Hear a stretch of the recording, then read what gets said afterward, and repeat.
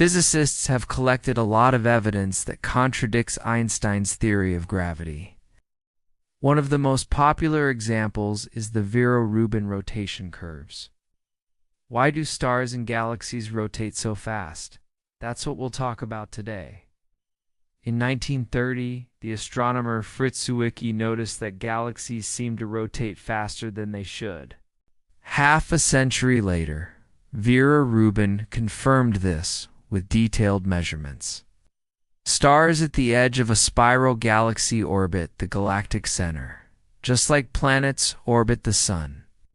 You can measure how fast they're moving by looking at how much they're blue-shifted. Ow. If they're approaching us, or red-shifted if they're receding from us. If you know the wavelength of the light, you can calculate the speed of the star just from the Doppler shift. Stars at the edge of galaxies orbit so fast that they should rip themselves apart, because they read not just any old stars. They're mostly very young, hot blue stars. Hot young stars have very strong winds blowing away from them. If they were to orbit too fast, these stars would be ripped apart by the centrifugal force, just like an overfilled bucket of water. But these stars aren't ripped apart, so they can't be orbiting faster than a certain speed. Vera Rubin measured how fast stars at different distances from the galactic center were orbiting.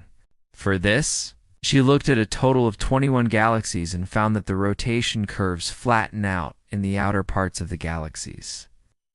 This means that stars farther away from the center rotate almost as fast as those near the center.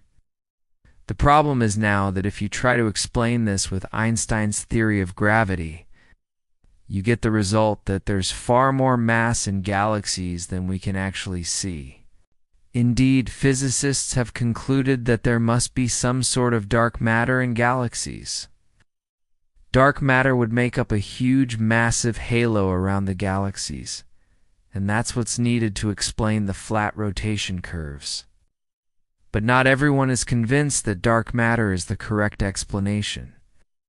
There are several alternatives, and one of them is that Einstein's theory of gravity is wrong. It's me. Thanks for watching. See you tomorrow.